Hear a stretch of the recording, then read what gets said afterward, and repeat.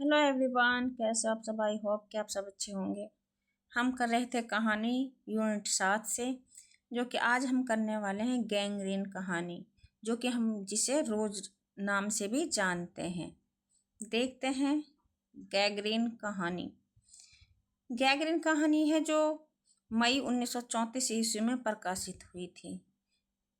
ये एक गैंग्रीन नामक बीमारी है जिसका मालती का पति है जो वो बीमारी का इलाज इस गैंग्रीन बीमारी का इलाज करता है। तो देखते हैं गैंग्रीन कहानी। गैंग्रीन है जो बिंदु को डलहौजी जेल मई 1931 में लिखा गया। ये विपथगा संग्रह में संकलित है। जो गैंग्रीन कहानी है ये विपथगा कहानी में संकलित है। तो विपथगा है जो 1937 ईस्वी में प्रकाशित हुई थी। तो देखते हैं ये विपथगा जो संग्रह है इसमें कौन कौन सी कहानी संकलित है। विपथगा है, पगोड़ा वृक्ष है, हरसिंगार है, हारीती है, रोज है जिसे हम पढ़ रहे हैं, एकलंक है, दुख और तितलियां हैं, मिलन है, एकाकी तारा है, अमरवलरी है, कड़ियां हैं और शत्रु हैं। ये विपथगा संग्रह में ये कहानियां संकलित हैं। पहले संस्करण 1937 ईस्वी में रोज नाम से, फिर 5वें संस्करण में 1990 ईस्वी में गैंग्रीन नाम से प्रकाशित हुई। इम्पोर्टेंस लाइनें हैं। पहले संस्करण में ये 1937 में रोज नाम से प्रकाशित हुई थी। फिर 5वें संस्करण में ये 1990 में ये गैंग्रीन नाम से प्रकाशित कहानी हुई थी। इसका प्रतिपाद्य है। यह आगे की सबसे प्रसिद्ध कहानी है जिसमें उन्होंने दिखाया है कि किसी भी प्रकार के नएपन से रहित जीवन में व्यक्ति और व्यक्तियों के संबंध किस प्रकार टूटते हैं। इस कहानी का केंद्रीय वाक्य ऐसा तो रोज होता है बार बार इस विडंबना को उजागर करता है। इस कहानी को नई कहानी की पूर्व पीठिका भी कहते हैं। पहाड़ी गांव का परिवेश है। मैं शैली में लिखी संवादात्मक कहानी है। मध्यवर्गीय मानसिकता का चित्रित करती है। यह एक चरित्र प्रधान कहानी है। कहानी में नारी जीवन की व्यवस्था का चित्रण किया गया है। नारी जीवन में विवाह के उपरांत आने वाले दायित्व से उत्पन्न निरस्ता, यांत्रिकता, घुटन का सजीव चित्रण किया गया है। संयुक्त परिवार के टूटने और एकल परिवार में व्याप्त एकाकीपन को ये कहानी दर्शाती है। जीवन की एक रास्ता और व्यर्था बोध का चित्रण इस कहानी में किया गया है। लेखक मालती से 4 वर्ष बाद मिलता है। विवाह के 2 वर्ष बाद लेखक को लगता है कि मालती के घर में किसी सांप की छाया है जो उसे भी वश में कर लेगा। जो लेखक सोचता है कि मालती के घर में किसी की छाया है या श्राप मिला हुआ है जो इसमें उसे भी वश में कर लेगा। एकल परिवार में बच्चे की स्थिति का चित्रण है। तो देखते हैं आगे। जो मालती के पति महेश्वर है जो ये सरकारी डॉक्टर हैं। बच्चा है मालती और महेश्वर का टीटी है। पहले यह कहानी गैंग्रीन नाम से, बाद में रोजमर्रा के कारण रोज नाम से प्रकाशित हुई थी। ये अग्गे की पहली कहानी संग्रह विपथगा है। जो अग्गे जी की कहानी है इसकी कहानी संग्रह, इसका पहला संग्रह विपथगा है। गैंग्रीन मध्यवर्गीय परिवार की कहानी का भाव आगे की कहानियों में मिलता है, जैसे कुंठा है, हताशा है, व्यक्तिवादिता है एवं पलायन का भाव आगे की कहानियों में मिलती है। गैंग्रीन कहानी रोज का उद्देश्य विवाह के बाद कुछ ही वर्षों में स्त्री के जीवन में आई जड़ता ही जैसा जीवन या रोजमर्रा बाहरी दुनिया से जुड़ने का उपाय ढूंढती स्त्री है। गैंग्रीन रोग में टांग काटनी पड़ती है ऐसा कहानी में है। गैंग्रीन का कारण कांटा चुभने से होता है। भाषा का अनुशासन किसी भी विधा की रचना की सफलता के लिए जरूरी होता है। अज्ञे भाषा के मामले में समर्थ साहित्यकार है और उनकी कहानियों में पात्रों के संवादों में उनकी पृष्ठभूमि के अनुरूप भाषा का प्रयोग अनिवार्य रूप से हुआ है। अज्ञे की कहानियाँ पहाड़ों की पृष्ठभूमि पर है, सैलानी के रूप में है। उनका पहाड़ों का अनुरूप कहानियों में पहाड़ी जीवन के सूक्ष्म पहलुओं के प्रामाणिक जीव चित्रण में देखा है जा सकता है। और सब और सेब और देव में पहाड़ के अछूत सौंदर्य का अवलोकन करते करते गजानन पंडित की दृष्टि उपेक्षित पड़े प्राचीन मंदिरों पर पड़ी है, बहुमूल्य मूर्तियों पर पड़ती है। पहाड़ की पृष्ठभूमि पर आगे की बेहतरीन कहानी गैगरीन है। इसमें पहाड़ों का वातावरण एक अहम पात्र के रूप में उपस्थित है। पहाड़ी गांव की सरकारी डिस्पेंसरी में नियुक्त डॉक्टर पति अपने डॉक्टरी रूटीन में व्यस्त है और पत्नी सरकारी क्वार्टर के सीमित दायरे में छोटे से बच्चे के साथ गृहस्थ जीवन के दैनिक कर्तव्य निभाने में लगी है। डॉक्टर पति मरीजों के गैंग्रीन के इलाज में लगे हुए हैं, पर पत्नी के जीवन में घर कर गया एक रास्ता का गैंग्रीन उन्हें नजर नहीं आता। भारत विभाजन पर आधारित इनकी कहानियां इस प्रकार है। बदला है मुस्लिम मुस्लिम, भाई भाई शरणदाता। ये इसकी भारत विभाजन पर आधारित अंग्रेजी की कहानियां हैं। कहानी की रचनात्मक शैली सॉरी फ्रेंड, ये उत्तम पुरुष शैली में है। आत्मकथानक शैली है। कहानी का प्रतिपाद्य है मध्य वर्ग के लोगों के दाम्पत्य जीवन के निराश बुझे धुंधले सहारहीन जीवन को कहानी का कथ्य बनाया गया है। और इसमें हमने कहानी कुछ पात्र देखते हैं। जैसे कथानायक है मालती, कथानायिका महेश्वर जो मालती का डॉक्टर पति है, और टीटी बाल पात्र मालती और महेश्वर का पुत्र है। कहानी का उद्देश्य है मध्य वर्गीय दाम्पत्य जीवन के एक रास्ता घनीभूत उप घुटन का चित्रण किया गया है।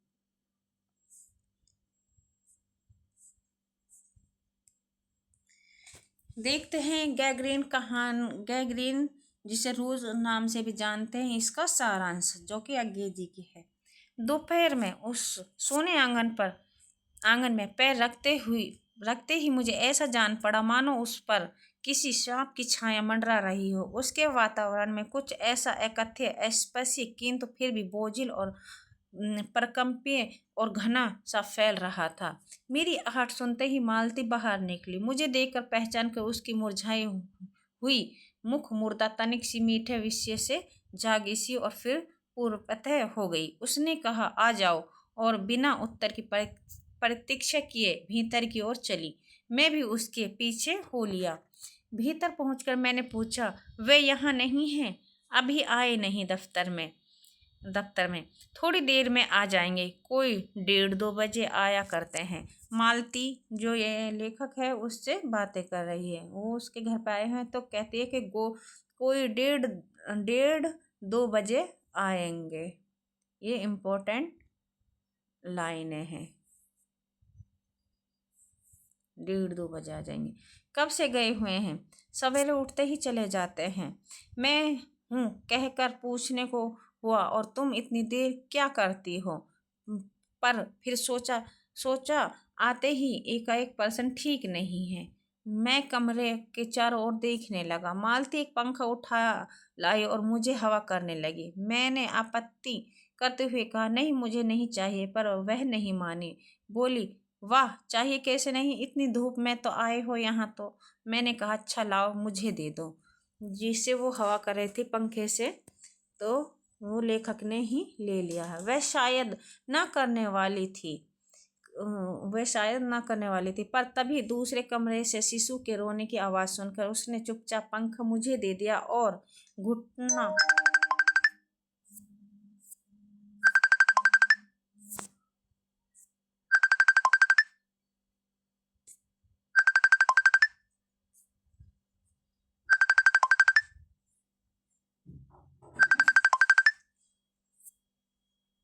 मैं कहकर कुछ पूछने को हुआ, और तुम इतनी देर क्या करती हो? फिर सोचा आते ही एक पर्सन ठीक नहीं है। मैं कमरे के चारों ओर देखने लगा। मालती एक पंखा उठा लाई और मुझे हवा करने लगी। मैंने आपत्ति करते हुए कहा नहीं मुझे नहीं चाहिए, पर वह नहीं मानी।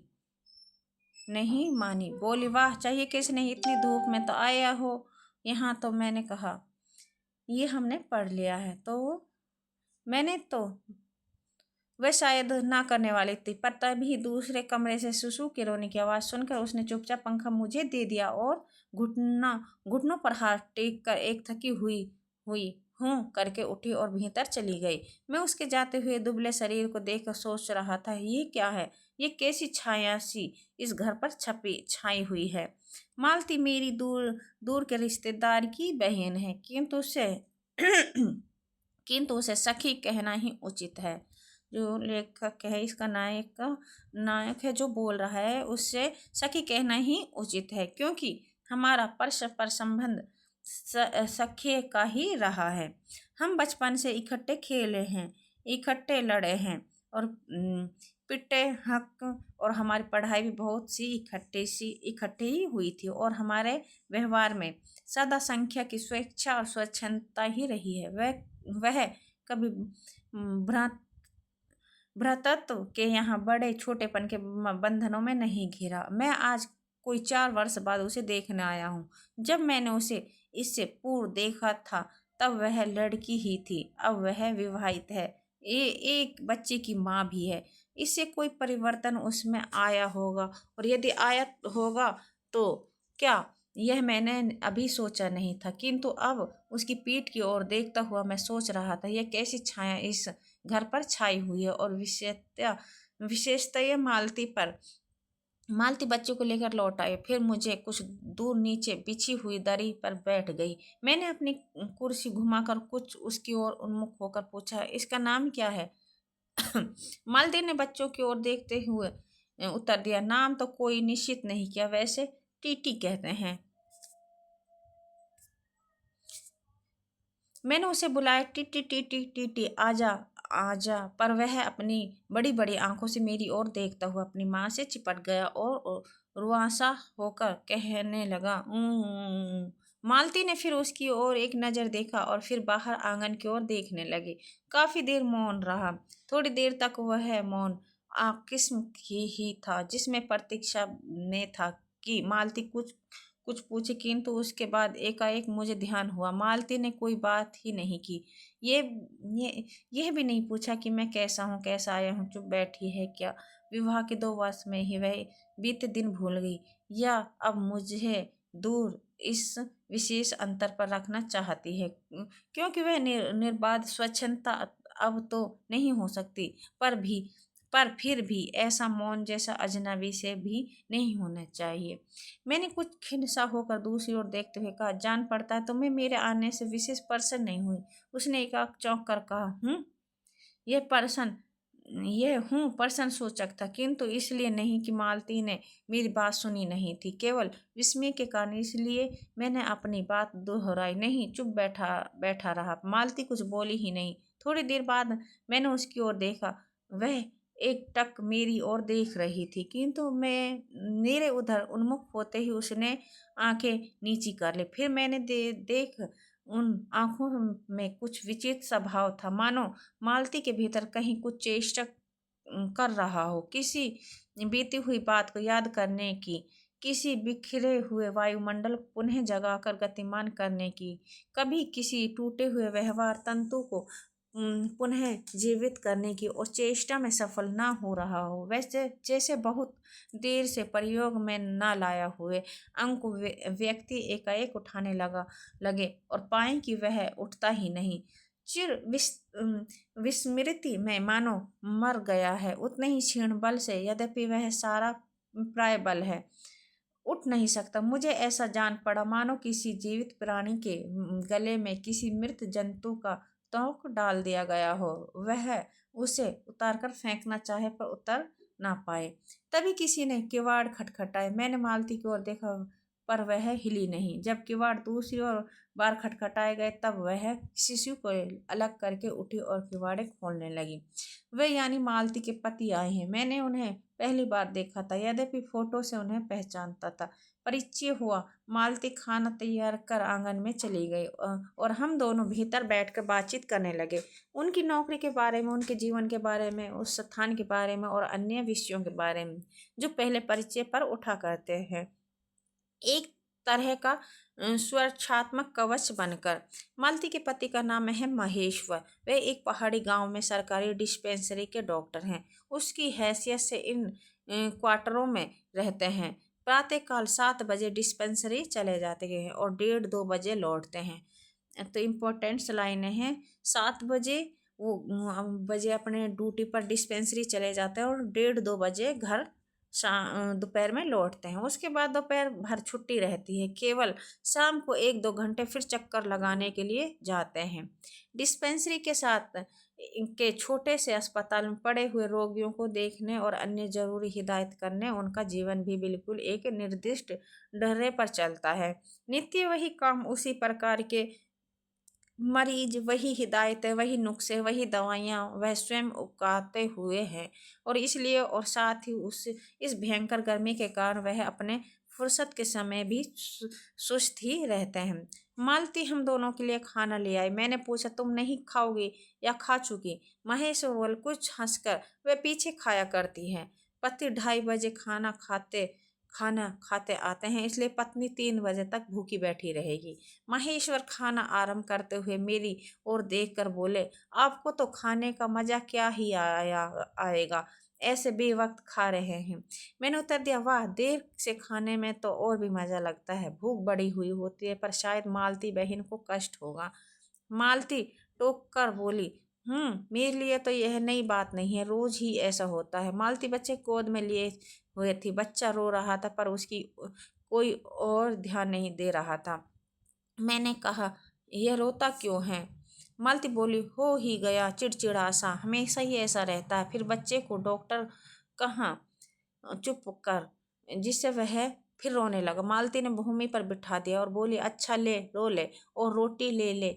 आंगन की ओर चली गई। जब हमने भोजन समाप्त किया तब 3 बजने वाले थे। महेश्वर ने बताया कि उन्हें आज जल्दी अस्पताल जाना है। वहाँ 1-2 चिंताजनक केस आए हुए हैं जिनका ऑपरेशन करना पड़ेगा। दो दो की शायद टांग काटनी पड़े, गैंग्रीन हो गया है। थोड़ी ही देर में वह चले गए। मालती किवाड़ बंद कर आई और मेरे पास बैठ ही लगी थी कि मैंने कहा, अब खाना तो खा लो, मैं उतनी देर टिट्टी से खेलता हूँ। वह बोली, खा लूंगी, मेरे खाने की कौन बात है, किंतु चली गई। मैं टीटी को हाथ में लेकर झुलाने लगा, जिससे वह कुछ देर के लिए शांत हो गया। दूर शायद अस्पताल में ही 3 खड़के एकाएक में चौंका। मैंने सुना मालती वहीं आंगन बैठी अपने आप ही एक लंबी सी थकी हुई सांस के साथ कह रही है, 3 बज गए हैं, मानो बड़ी तपस्या के बाद कोई कार्य संपन्न हो गया हो। थोड़ी ही देर में मालती फिर आ गई। मैंने पूछा, तुम्हारे लिए कुछ बचा भी था? कुछ, सब कुछ तो बहुत था। हाँ, बहुत था, भाजी तो सारी मैं ही खा गया था। वहाँ बचा कुछ होगा नहीं, यूं ही रौब तो ना जमाओ कि बहुत था, मैंने हंसकर कहा। मालती मानो किसी और विषय की बात कहती हुई बोली, यहाँ सब्जी वब्जी तो कुछ होती ही नहीं, कोई आता जाता है तो नीचे से मंगवा लेते हैं। मुझे आए 15 दिन हुए हैं, जो सब्जी साथ लाए थे वही अभी बढ़ती जा रही है। मालती बोल रही कि मुझे 15 दिन आए हुए हो गए हैं। मैंने पूछा, नौकर कोई नहीं है? कोई ठीक मिला नहीं, शायद 2-1 दिन में आ जाए। बर्तन भी तुम ही मांजती हो, और कौन, कहकर मालती क्षण भर आंगन में जाकर लौट आई। मैंने पूछा, कहाँ गई थी? आज पानी ही नहीं है, बर्तन कैसे मंजेंगे? क्यों, पानी को क्या हुआ? रोज ही होता है, कभी वक्त पर तो आता नहीं। आज शाम को 7 बजे आएगा, तब बर्तन मंजेंगे। चलो, तुम्हें 7 बजे तक तो छुट्टी हुई, कहते हुए मैंने मन ही मन सोचने लगा, अब इसे रात के 11 बजे तक काम करना पड़ेगा। छुट्टी क्या खाक हुई? ये है यही उसने कहा। मेरे पास कोई उत्तर नहीं था। पर मेरी सहायता टीटी ने कह एकाएक फिर रोने लगा और मालती के पास जाने की चेष्टा करने लगा। मैंने उसे दे दिया। थोड़ी देर में फिर मौन रहा। मैंने जेब से अपनी नोटबुक निकाली और पिछले दिनों के लिखे हुए नोट देखने लगा। तब मालती को याद आया कि उसने मेरे आने का कारण तो पूछा ही नहीं और बोली, यहाँ यहाँ आए कैसे? मैंने कहा ही तो। अच्छा, अब याद आया तुम्हें? मिलने आया था, और क्या करने? तो 1-2 दिन रहोगे ना? नहीं, कल चला जाऊंगा, जरूरी जाना है। मालती कुछ नहीं बोली। कुछ खिन्न सी हो गई। मैंने फिर नोटबुक की तरह तरह देखने लगा। थोड़ी देर बाद मुझे भी ध्यान हुआ, मैं आया तो हूँ मालती से मिलने, किंतु वहाँ बात करने को बैठी और मैं बैठा रहा हूँ, पर बात क्या की जाए। बात किया बात थोड़ी देर बाद मुझे भी ध्यान आया, मैं आया तो मालती से मिलने ही, किंतु यहाँ वह बात करने को बैठी और मैं पढ़ रहा हूँ, पर बात ही क्या की जाए। मुझे ऐसा लग रहा था कि इस घर पर जो छाया घिरी हुई है वह अज्ञात रहकर भी मानो मुझे भी वश कर रही है। मैं भी वैसा ही निरस निर्जीव सा हो रहा हूँ, जैसे हाँ जैसे यह घर, जैसे मालती। मैंने पूछा, तुम कुछ पढ़ती लिखती नहीं? मैं चारों ओर देखने लगा, कहीं किताबें दिखे पड़े।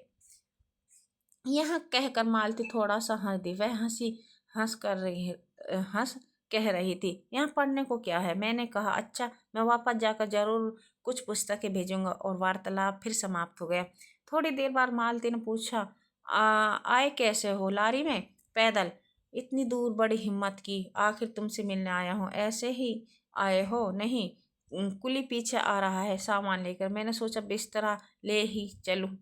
अच्छा किया। यहाँ तो बस कहकर मालती चुप रह गई। फिर बोली, तुम थक गए होंगे, लेट आओ। नहीं, बिल्कुल नहीं थका, रहने भी दो। थके नहीं, भला थके हैं? और तुम क्या करोगी? मैं बर्तन मांज रखती हूँ, पानी आएगा तो धुल जाएंगे। थोड़ी देर में मालती उठी और चली गई, टीटी के को साथ लेकर। तब मैं भी लेट गया और छत की ओर देखने लगा। मेरे विचारों के साथ आंगन से आते हुए बर्तनों के घिसने की खन खन ध्वनि मिलकर एक स्वर उत्पन्न करने लगी, जिसके कारण मेरे अंग धीरे धीरे ढीले पड़ने लगे। मैं ऊँघने लगा। एकाएक वह एक स्वर टूट गया, वह मौन हो गया। इससे मेरी तंद्रा भी टूटी। मैं उस मौन में सुनने लगा। चार खड़क रहे हैं, और इसी का पहला घंटा सुनकर मालती रुक गई थी। वही 3 बजे वाली और बात मैंने फिर देखा, अब की बार और उग्र रूप में। मैंने सुना मालती एक बिल्कुल अनैच्छिक अनुभूतिहीन निरस यंत्रवत भी थके हुए यंत्र कैसे स्वर में कह रही है, 4 बज गए हैं, मानो इसे अनैच्छिक समय गिनने गिनने में ही उसका मशीन तुल्य जीवन बीतता हो। वैसे ही जैसे मोटर का स्पीड स्पीडोमीटर यंत्रवत फसला नापता जाता है और यंत्रवत विश्रांत स्वर में कहता है, किससे कि मैंने अब अपने अमित सोनेपत का इतना अंश तय कर लिया है। ना जाने कब कैसे मुझे नींद आ गई। तब छः कभी के बज चुके थे जब किसी के आने की आहट से मेरी नींद खुली और मैंने देखा कि महेश्वर लौट आए हैं और उनके साथ ही बिस्तरे लिए वे मेरा कुली। मैं मुंह धोने को पानी मांगने को ही था कि मुझे याद आया पानी नहीं होगा। मैंने हाथों से मुंह पहुँच महेश से पूछा, आपने बड़ी देर की? उन्होंने किंचित ग्लानि भरे स्वर में कहा, हाँ, आज वह गैंग्रीन का ऑपरेशन करना ही पड़ा। एक कर आया हूँ, दूसरे को एम्बुलेंस में बड़े अस्पताल भिजवा दिया। मैंने पूछा, गैंग्रीन कैसा होगा?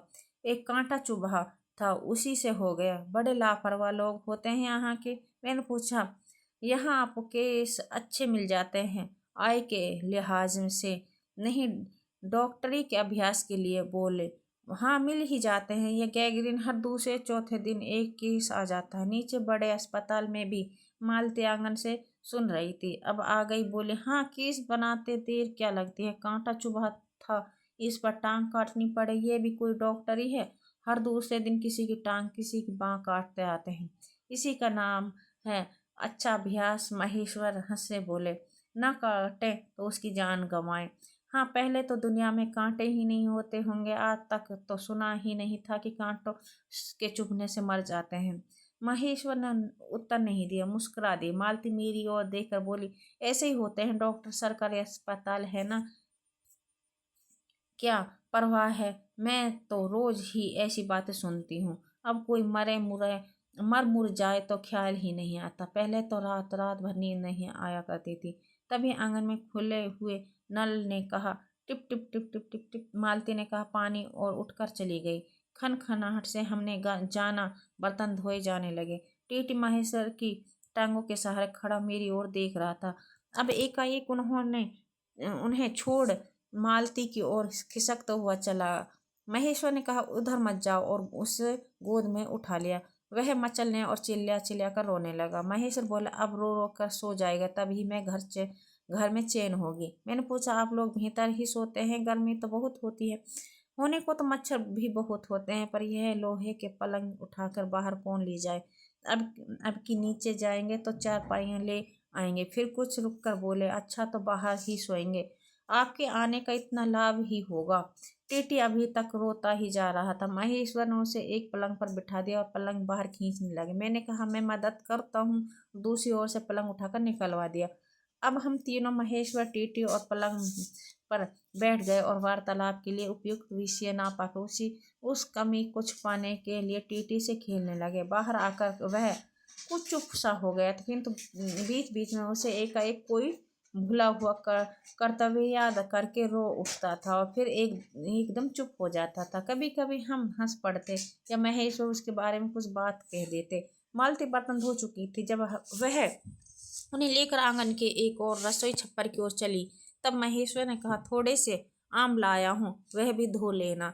कहाँ हैं? अंगीठी पर रखे हैं, कागज में लिपटे हुए। मालती ने भीतर जाकर आम उठाए और अपने आंचल में डाल लिए।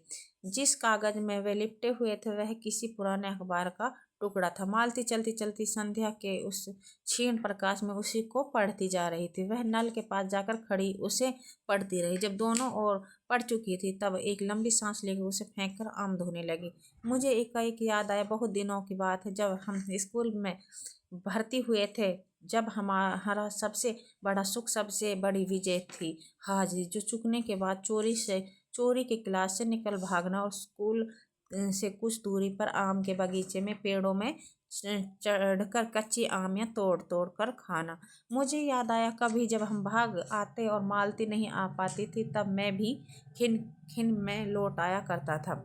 मालती कुछ नहीं पढ़ती थी। उसके माता पिता तंग थे। एक दिन उसके पिता ने उसे एक पुस्तक ला कर दी और कहा कि उसके 20 पेज रोज पढ़ा करो।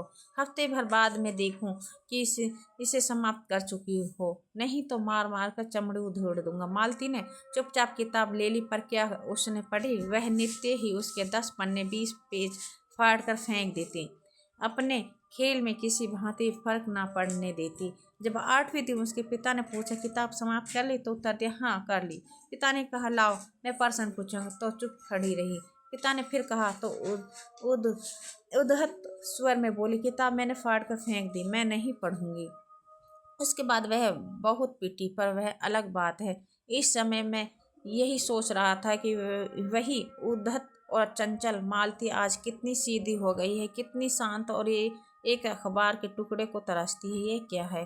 तभी महेश ने पूछा, रोटी कब बनाओगी? बस अभी बनाती हूँ।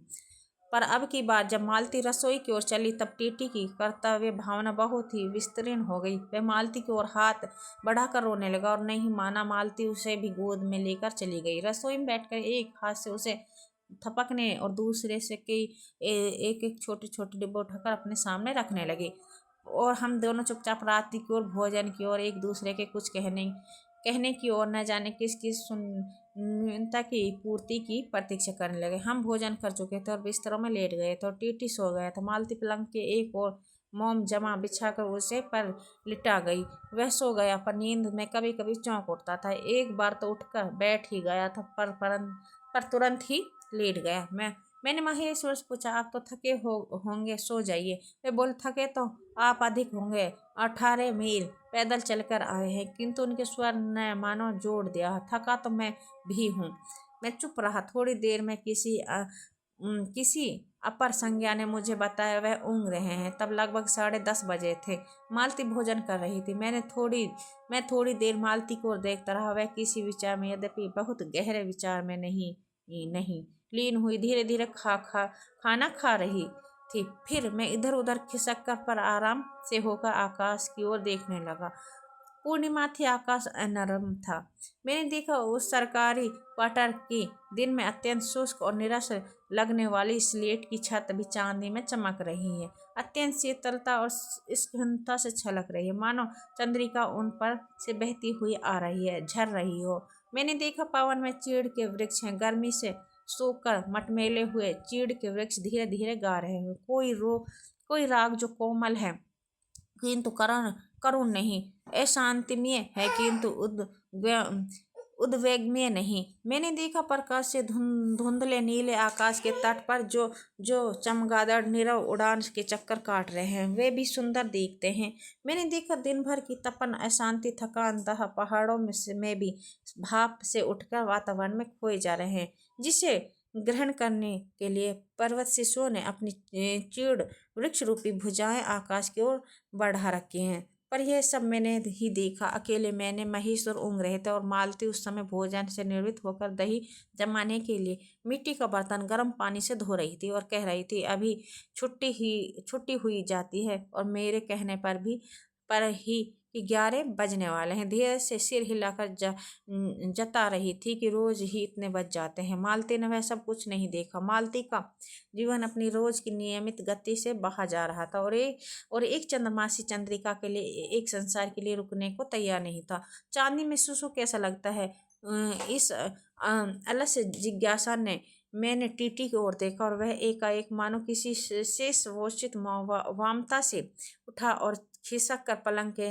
से नीचे गिर पड़ा और चिल्ला कर रोने लगा। महेश चौंक कर कहा, क्या हुआ? मैं झटपटाकर उसे उठाने दौड़ा। मालती रसोई से बाहर निकल आई। मैंने उस खट शब्द को याद करके धीरे से करुणा भरे स्वर में कहा, चोट बहुत लग गई है बेचारे के। यह सब मानो एक ही क्षण में, एक ही क्रिया की गति में हो गया।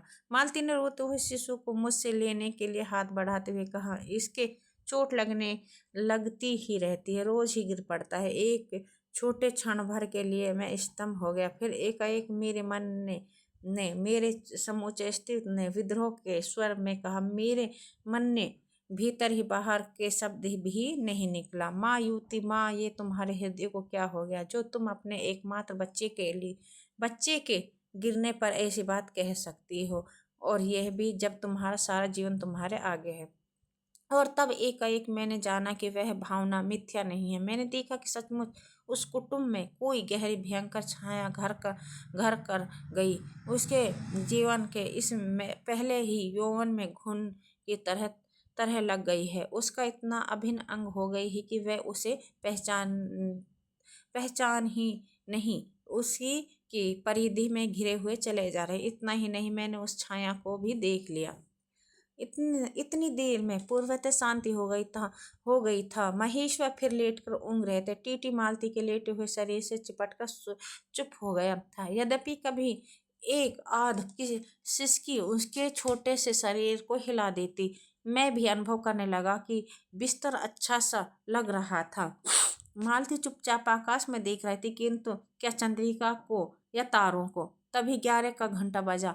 मैंने अपनी भारी हो रही पलकें उठाकर अकस्मात की किसी स्पष्ट प्रतीक्षा से मालती की ओर देखी। 11 के घंटे की खड़कने के साथ ही मालती की छाती एकाएक फपोले की भांति उठी और धीरे धीरे बैठने लगी, और घंटा ध्वनि के कंपन के साथ ही मूक हो जाने वाली आवाज में उसने कहा, 11 बजे।